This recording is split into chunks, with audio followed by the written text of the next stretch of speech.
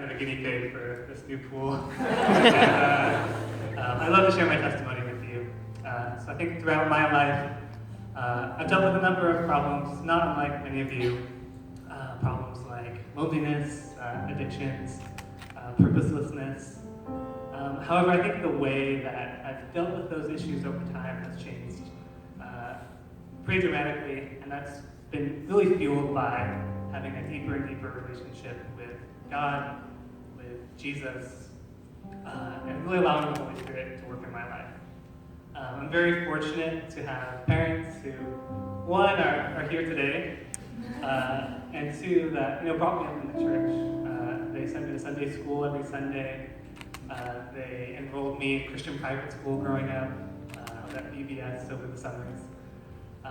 So if I were to tell you about my life before Jesus, I would say something like, oh, I'm a troublemaker watching too much Barney or a tricycle. I just have known Jesus almost my entire life. But that said, my relationship with God hasn't always been close. And for most of high school, it was kind of non-existent when I almost stopped going to church altogether.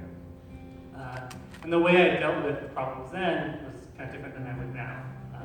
Very much separating myself from God, not really involving God in my struggles, and kind of taking on myself to figure it out. So when I was feeling lonely, I didn't feel lonely when I played video games, so I just used my high school logic and I'll just play more video games.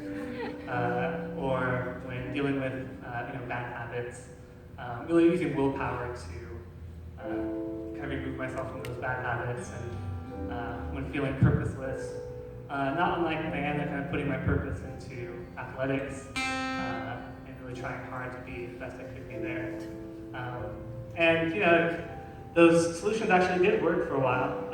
They kind of over time ran their course, and I was back where I started.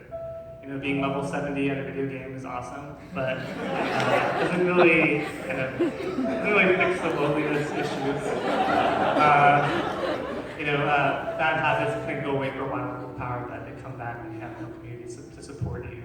And I played the position of left bench for one of my volleyball teams, and really didn't kind of get that fulfilling, purposeful dream that I was hoping for.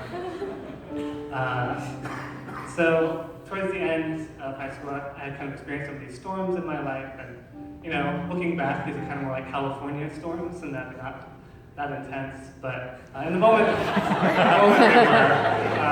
And I kind of got a glimpse of what my life looked like without a relationship with God and without any kind of foundation to help rebuild my life.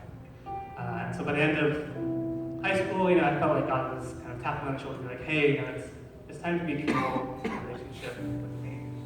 And so I don't think it was too much of a surprise that the first friend I made when I went to UC Berkeley, go Bears, was a friend who would invite me out to InterVarsity Christian Fellowship, which really kicked off the transformative 4 years of my life.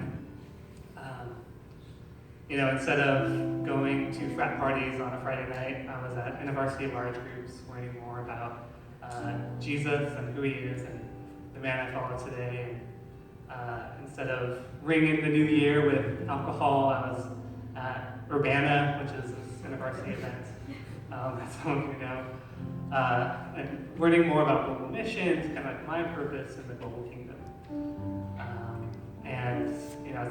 I was a business major. Business majors at Berkeley are kind of known for being a little aggressive about getting ahead. Instead of kind of doing those things, I was investing time in a small group, being both led by Christians who were willing to mentor me, as well as leading others in their walk. And so at some point in college, I really felt like God was calling me strongly, like, hey, are you willing to give your whole life to me, not just pieces of it? And I responded with yes, that I was ready to surrender my life, and I just asked him, would you align my heart's desires with yours? And kind of from that moment, somewhat paradoxically, by putting God first in my life, a lot of other things fell into place. Loneliness was met with authentic Christian community, guys willing to more than just hang out, but share life together. Some of those bad habits and addictions were met with support.